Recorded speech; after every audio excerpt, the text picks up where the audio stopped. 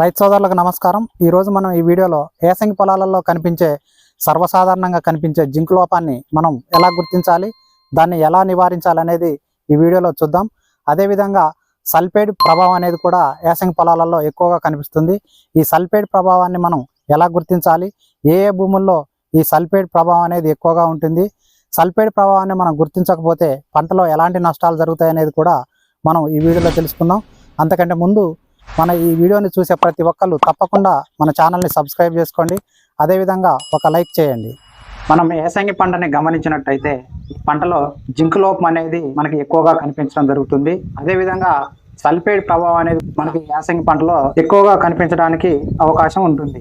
Zinc లోప లక్షణాన్ని మనం గుర్తించడానికి ముఖ్యంగా వరి పొలంలో పైనుంచి 2 లేదా 3 ఆకుల్ని మనం గమనించినట్లయితే మనకి పసుపు రంగులో పాలిపోయినట్లుగా కనిపిస్తాయి. ఈ జింక్ లోపాన్ని మనం తొందరగా గుర్తించినట్లయితే ముదురు ఆకులలో మధ్య ఈనెలకి అటు ఇటు ఎర్రటి ఇటుక రంగు మచ్చలు ఏర్పడి ఆకులు పాలిపోయినట్లుగా కనిపిస్తాయి. అదే విధంగా పొలం ఎదుగుదల అనేది లేకుండా పాలిపోయినట్లుగా ఉండి గ్రోత్ అనేది లేకుండా కనిపించడం జరుగుతుంది.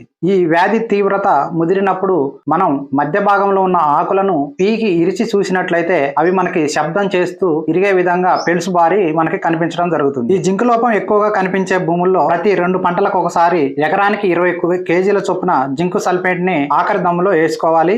అదే విధంగా ఈ జింక్ సల్ఫేట్ అనేది సమర్థవంతంగా పనిచేయడానికి జింక్ సల్ఫేట్ వేసిన తర్వాత ఆఖరి దిక్కులో వేసిన తర్వాత 2-3 రోజుల వ్యవధిలో డిఏపిని మనం వేసుకోవాల్సి ఉంటుంది. అలా వేసినట్లయితే జింక్ అనేది మనకి పర్ఫెక్ట్ గా పనిచేయడానికి అవకాశం ఉంది. ఈ ఎరువులలో కలిపి జింక్ సల్ఫేట్ ని మిక్సింగ్ చేసి చల్లటం వల్ల జింక్ ప్రభావం అనేది తగ్గిపోవడానికి అవకాశం ఉంది. ఈ విధంగా చేసినట్లయితే జింక్ లోపాన్ని నివారించుకోవడానికి అవకాశం ఉంది. మనకి ఈ జింక్ లోప లక్షణాలు పైరులో కనిపించినట్టయితే కనిపించిన వెంటనే లీటర్ నీటికి 2 గ్రాముల చిలేటెడ్ జింక్ ను కలిపి 10 రోజుల వ్యవధిలో 2 నుంచి 3 సార్లు పిచికారీ చేయాల్సిన అవసరం ఉంటుంది. ఇది చౌడు భూముల్లో అయితే మరీ ఎక్కువగా కనిపిస్తుంది కాబట్టి 3 నుంచి 4 సార్లు స్ప్రే చేసుకోవాల్సిన అవసరం ఉంటుంది. మనం రెండోది గమనించినట్టయితే సల్ఫేట్ ప్రభావం.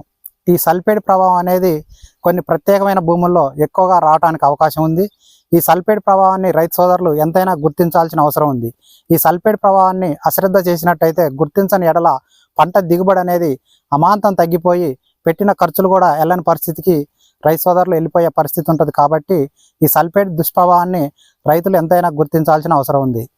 ఈ సల్ఫేట్ ప్రభావం అనేది ముఖ్యంగా చెరువు కింద ఉన్న భూముల్లో, అలాగే కాలువ పక్కన ఉన్న భూముల్లో, తెల్లటి చౌడు భూముల్లో, అదేవిధంగా ఎక్కువగా నీరు ఆగే భూముల్లో ఈ సల్ఫేట్ ప్రభావం అనేది ఎక్కువగా ఉండటానికి అవకాశం ఉంది. ఇలానే కాకుండా ఎవరైతే 20-20-0-13, 20-20-0-15 లాంటి కాంప్లెక్స్ ఎరువులు విపరీతంగా వాడతారో అలాంటి భూముల్లో కూడా ఈ సల్ఫేట్ ప్రభావం అనేది పెరిగిపోవడానికి అవకాశం ఉంది. ఈ సల్ఫేట్ ప్రభావం ఉన్న భూమిని మనం గమనించినట్లయితే రైతు పొలంలోకి దిగిన వెంటనే కాలు అనేది దిగబడిపోయి భూమి నుండి బుడగలు వస్తూ శబ్దం చేస్తూ బుడగలు రావడం జరుగుతుంది. అదే విధంగా కాలు బాగా దిగబడిపోయి దుర్గంధం వెదజల్లేలా వాసన, మురుగు వాసన అనేది బయటికి రావడం జరుగుతుంది. ఈ సల్ఫేట్ ప్రభావం ఉన్న పంటను గమనించినట్లయితే పంట ఎదుగుదల లేకుండా గిడసబారిపోయి మొక్కలు ఎదుగుదల లోపించి గుంపులుగా చనిపోవడం జరుగుతుంది. ఈ గుంపులుగా చనిపోవడాన్ని కొంతమంది రైతు సోదరులు జింక్ లోపంగా భావిస్తారు. అది సల్ఫేట్ ప్రభావంగా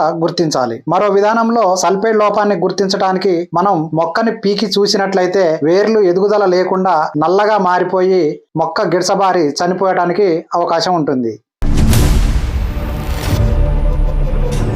ఈ సల్ఫేట్ ప్రభావాన్ని తగ్గించడానికి ముఖ్యంగా 20-20-0-13, 20-20-0-15, అలాగే అమోనియం సల్ఫేట్ లాంటి ఎరువులను పూర్తిగా ఆపివేసి పొటాష్ కంటెంట్ కలిగినటువంటి ఎరువులను అప్పుడప్పుడు చల్లుతూ ఉండాలి. అదే విధంగా పొలాన్ని చీమనెరిక పట్టేలా ఏర్లకు గాలి తగిలేలా ఆరబెట్టి నీరు పెట్టిన తర్వాత తక్కువ మోతాదులో ఎక్కువ సార్లు యూరియాని చల్లుతూ అప్పుడప్పుడు పొలాన్ని ఆరబెడుతూ నీళ్లు పారించాలి. ఎట్టి పరిస్థితుల్లో పొలంలో నీరు నిల్వ ఉండకుండా చూసుకున్నట్లయితే ఈ సల్ఫేట్ ప్రభావాన్ని తగ్గించడానికి అవకాశం ఉంటుంది.